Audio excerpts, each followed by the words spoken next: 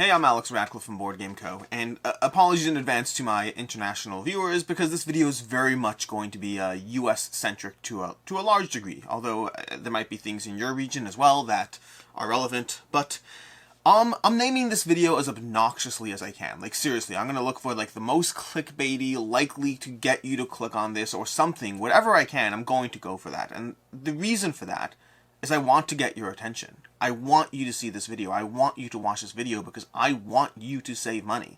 This video genuinely is inspired because of the pain I have personally when I see someone ship a box to me in the least efficient way possible, and I'm like, you literally spent like $15, $20 more than you had to. There was a better and cheaper way to do this, and you didn't. It wouldn't have cost you anything. It would have been easier. It would have.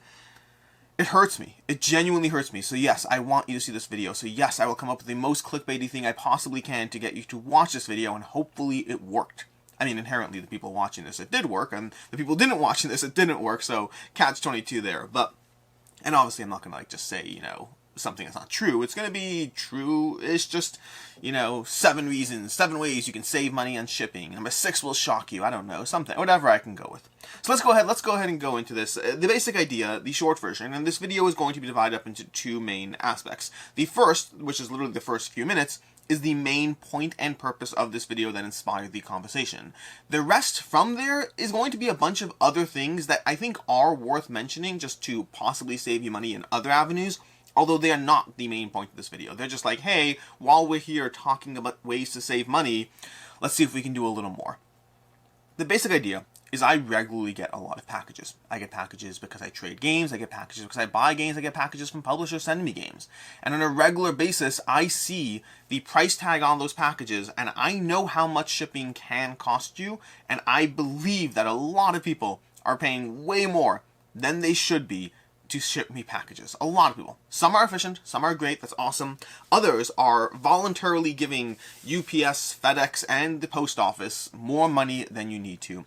Now, nothing against UPS, FedEx, whatever, who cares? I mean, listen, I want everyone to have as much money as possible, but speaking personally, I feel more kinship, or whatever you want to call it, with the person sending me the package than with, you know, USPS. So, I mean, it's an exchange of goods somewhere. People along the way are gaining, losing, whatever, but I'm focused more on you. So what's going on? The first thing is if you are ever shipping a package through basic USPS, if you are walking down to the post office and sending a package through basic USPS, you are likely overpaying. Likely. Not always, especially if it's flat rate packages, it could be a little bit within the realm of normalcy, but you're usually going to be overpaying. That is also true with UPS, and that's also true with FedEx. In all cases, the rate you pay, that you personally pay when you ship a package, is more than you have to. The ways to get cheaper rates, I don't actually have an answer for UPS, unfortunately, but in general, the concept of accounts exists, meaning people can have accounts with shipping platforms, with USPS, with UPS, and with FedEx, and with those accounts, they can get cheaper rates through volume discounts, okay? And you're like, well, Alex, thanks a lot, that's useless. I'm not shipping a million things, so I don't get those accounts. Correct, you're right. And that's why I can't help with UPS, at least based on what I currently know. Because UPS, you'd have to have such an account, and I don't know a way to give you access to that account. So if you are someone who only ships with UPS, and cheaper shipping won't change that conversation, there's not a lot I can do that will help you, at least not right now. If that's the only thing you have that's close by. But if you ship with USPS, or if you ship with FedEx, and you should be choosing different shipping platforms or methods depending on the type of package you're sending, then I can get you access to those accounts. Not because I'm special or magic, but because those tools exist out there. I am special or magic, but we'll save that for another conversation. My daughter would be so thrilled to find out. In any case, let's start with USPS. To begin with, you should be using USPS in a few situations, and 2 specific situations is when you should use USPS. The first is when you are shipping something smaller.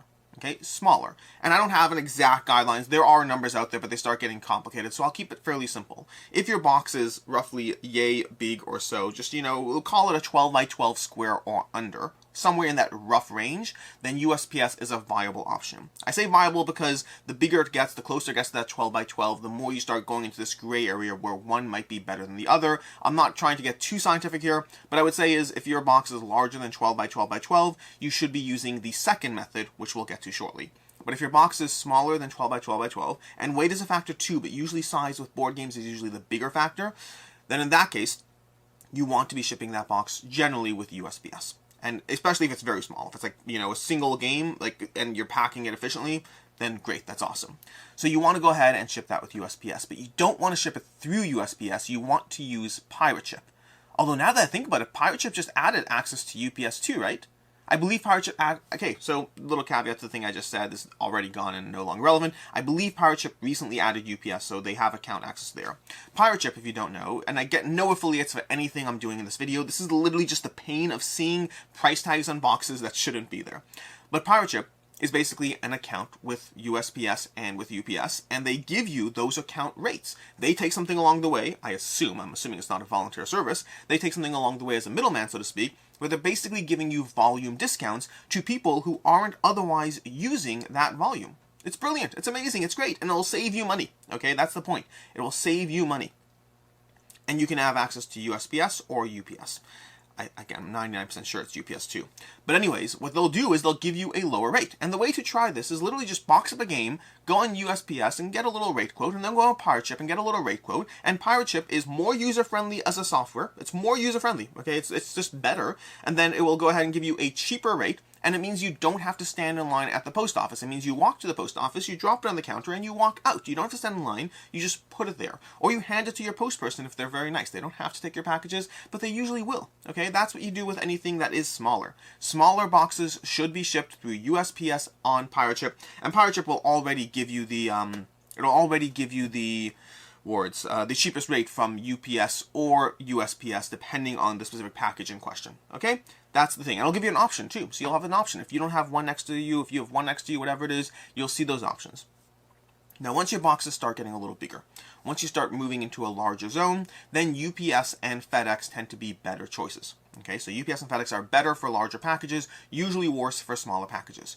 And there, we have Pirate Ship, and we have Abecorn. I'm going to have links to all these things below, by the way. So Pirate Ship and Abecorn are two things that will give you those cheaper rates for larger packages. They are giving you their accounts with UPS and with FedEx respectively, and they are going to give you those discounts passed on to you. Again, I assume they take something along the way, I don't really know.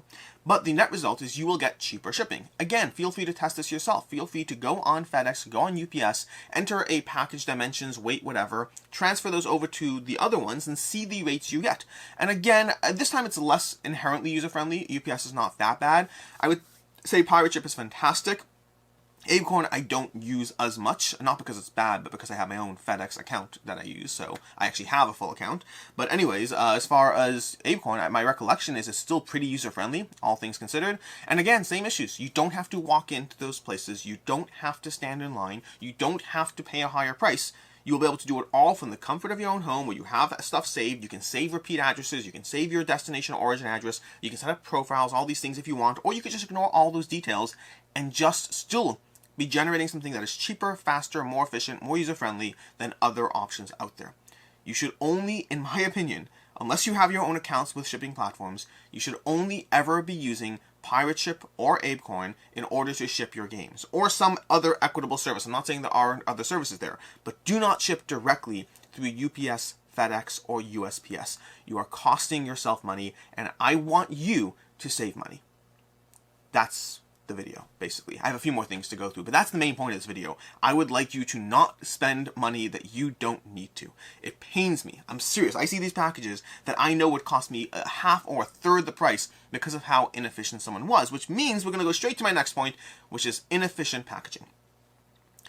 There's a concept out there called dimensional weight. Dimensional weight is the idea that a game weighs, in general, in all shipping, to context, all shipping is usually priced by weight unless it's a flat rate box, okay? So flat rate boxes are flat rates, but otherwise it's priced by the weight of the package. But there is a concept called dimensional weight. Dimensional weight is the idea that your game that weighs 2 pounds, if you put it in a box that's, 10 by 10 by 10 feet long, whatever it is, there's a concept that's dimensional weight, which means they take the dimensions of the box. There's a formula and a calculation which you don't need to know about, but it exists, okay? And you could find these online. But there's a formula and a calculation that says, well, this box, because of how big it is, we're treating it like it's going to be a 40-pound item, even if the item inside is only 2 pounds. The reason for this is pretty simple. They don't want you shipping giant boxes full of feathers that would normally cost you $12, and you're gonna ship a 15-ton box that weight-wise will cost you $12, but it's just huge. It's gonna be half their truck. And to avoid that, they have dimensional weight as a factor. The reason that's relevant to you, because you're not shipping boxes full of feathers, is, speaking of inefficiencies, I regularly see people shipping boxes that are way larger than they need to be. Painfully larger than they need to be. Sometimes it's only small inefficiencies. Sometimes that, Ticket to Ride sized box goes in a shipping package that could hold 4 Ticket to Ride sized boxes, and they throw in some bubble mailers or things on top, whatever, not bubble mailers. They throw in some air pockets to fill up the space, which is great. Your game's not shaking around, but you are shipping something that's costing more than it needs to because the dimensional weight of the box is larger. Your box, which is really a 2-pound item, is now equivalent to an 8-pound item because you chose to ship it in a 12 by 12 by 12 box, and you are being charged accordingly. You should include various, protections and packagings in your boxes. I'm not saying, cut your box to the exact dimension of whatever you're shipping. I'm saying try to be efficient. Use, like, a few packing peanuts. Use some brown wrapping paper, wrap it around. Give yourself the protection you need. But if you have a choice and you ship something in a box that is way too large, you are paying for that price. Maybe cut the box down to size. Carry around a good knife. I do that all the time. I find it very useful for opening all the packages I get without my wife being upset that I'm using her scissors.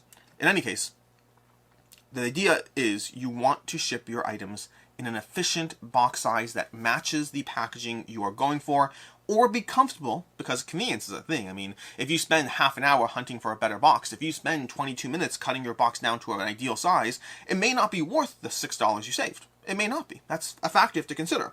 Just understand the choices on the table.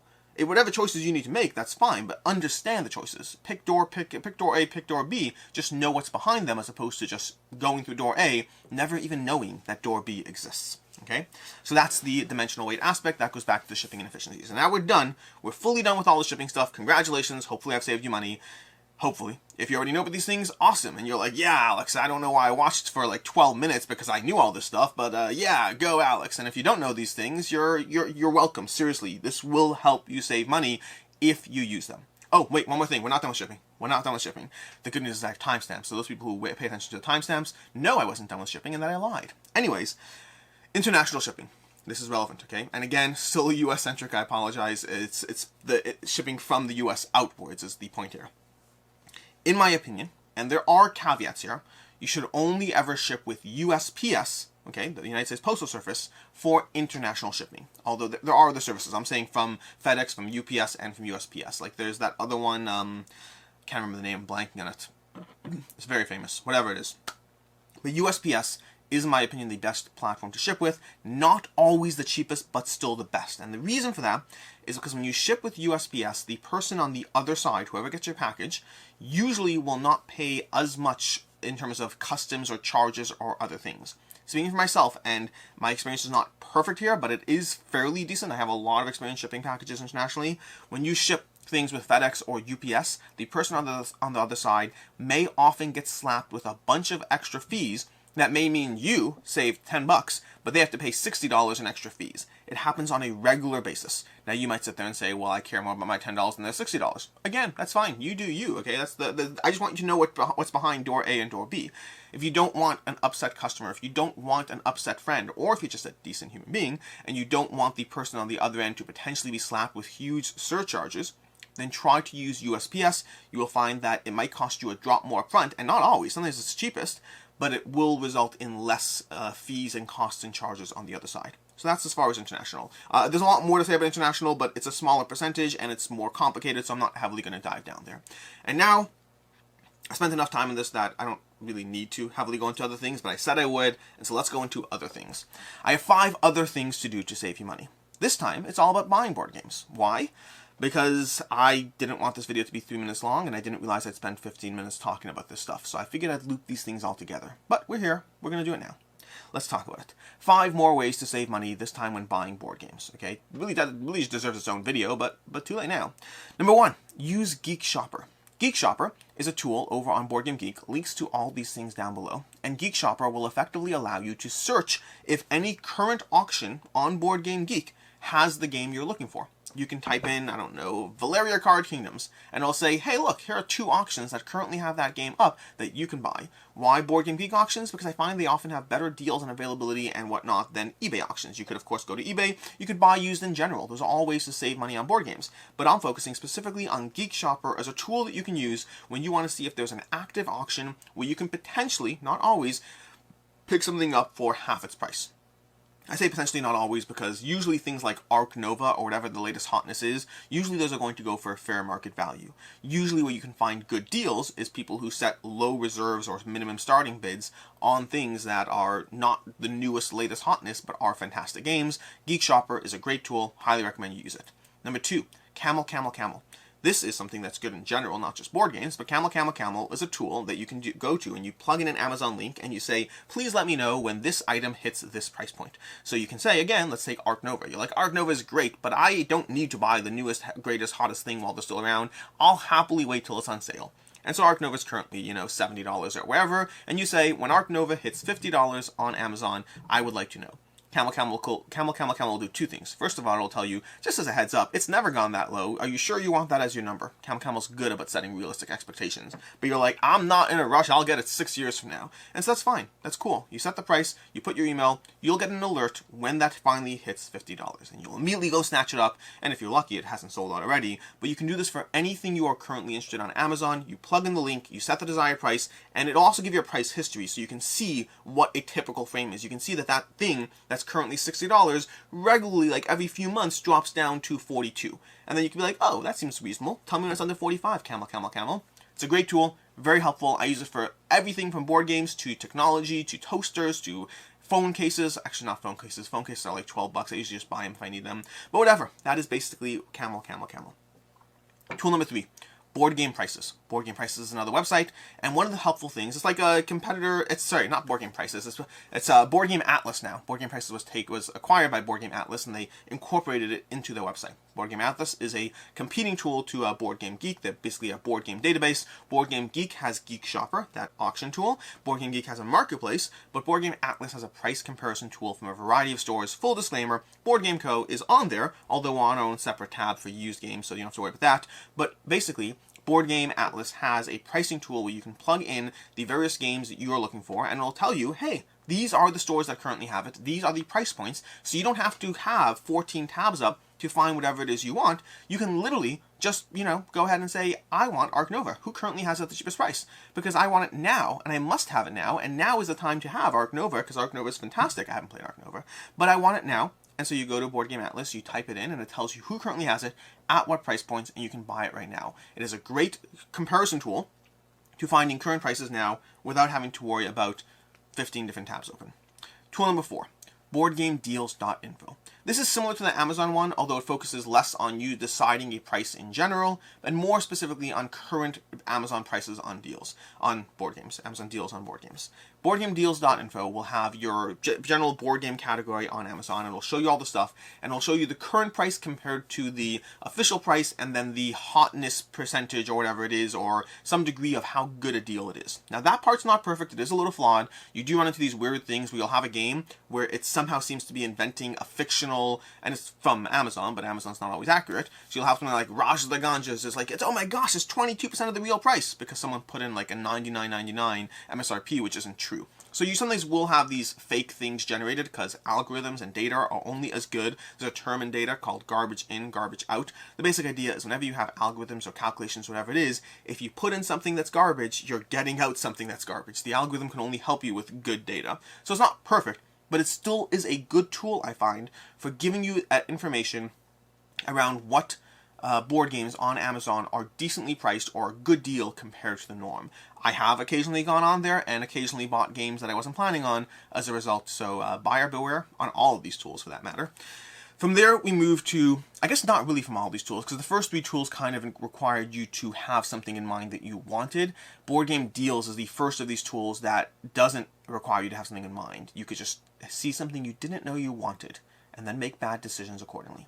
And tool number 5, which is going to be the same exact issue, something you didn't know you wanted, and make bad decisions accordingly, is the Board Game Geek forum thread for Hot Deals. If you are a BGG user, you can go ahead and subscribe to that forum thread, and then from there, you will suddenly be getting emails or notifications in your BGG account saying, here's a hot deal, here's a hot deal. Arc Nova just went down to 63.42 at Game Nerds. Valeria Card Kingdoms at Miniature Market is currently buy two, get one free, in case you wanted 3 of them. This is what happens when you just make up words as you go and don't have a script. Sometimes you say things that don't make sense. But anyways, Board Game Deals, and by the way, if you don't have, not Board Game Deals, Board Game Geek Hot Deals, and if you don't have a BGG account, I recommend getting one. They just crossed 3 million users, and that's because it is the definitive board game site, in my opinion. Board Game Atlas is doing great, don't get me wrong, but BGG has like 20 years of history and data and people and forums and all these things that really, I think, make it the #1 spot out there. But in any case, that is tool number 5. BoardGameGeek.com, the hot deals. Again, I'll have links to all these things down below. Hopefully between these 5 things, you'll find more ways to save money on board games that you want, instead of paying full prices that you probably shouldn't be, and I generally recommend against. But, and most importantly, hopefully you save money on shipping. That's the point of this video. I've been meaning to do it for a while now.